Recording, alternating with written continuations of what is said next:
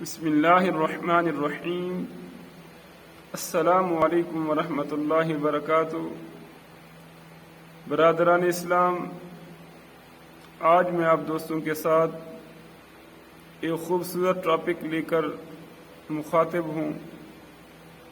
وہ ٹاپک یہ ہے کہ ایام تشریق کسے کہتے ہیں، تکبیر تشریق کس دن سے لے کر کس دن تک ہوتی ہیں، اور اس کا کتنی بار پڑھنا واجب ہوتا ہے۔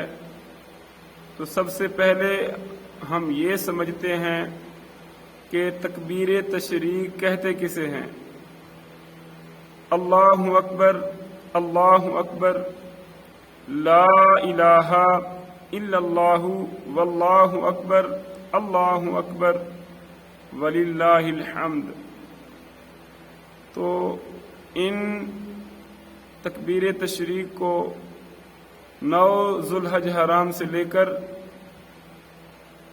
13 ذو الحجۃ الحرام کی عصر کی نماز تک پڑھنا، ہر فرض نماز کے بعد ایک بار پڑھنا واجب ہے اور 3 بار پڑھنا افضل ہے۔